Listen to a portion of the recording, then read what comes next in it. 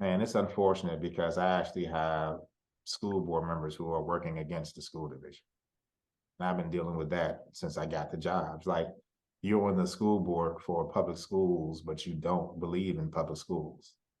I mean, that's just crazy to me. It's just crazy to me. And my job would be so much easier if you actually had people that believed in our kids. And they don't. They make it all about the adults. They make it all about, you can't improve a school division if you don't spend money, right? Like how can you expect a school division to do better, to do well if you don't spend money? I'm rebuilding schools. They don't want me to rebuild schools. I'm really big on how our schools look, right? So like every year, the maintenance department has to make sure that all the front entrances look great. When I first got this job, I told everybody, okay, our high schools are going to look like colleges. Our middle schools are going to look like high schools. Our elementary schools are going to look like middle schools.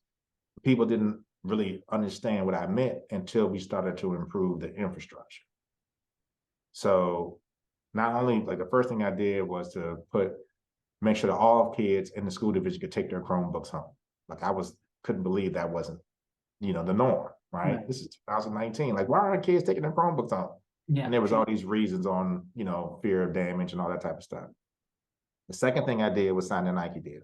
So I went instructional, then I went extracurricular because I really wanted to work on the whole child, right? And then so now we are building a new middle school that is 10 years past due, sinkholes all over the place, also in one of my poorest areas.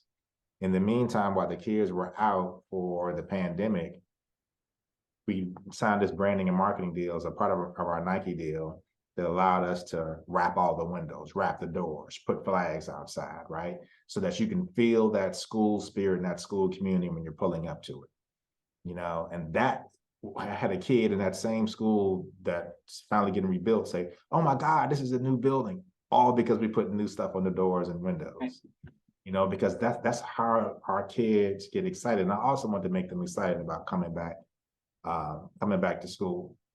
And so the city that I live in, we have plenty of money, plenty of money, but it just hasn't always been invested in public schools. And so it took me coming in with my loud mouth to ask them the question, why not? Why not?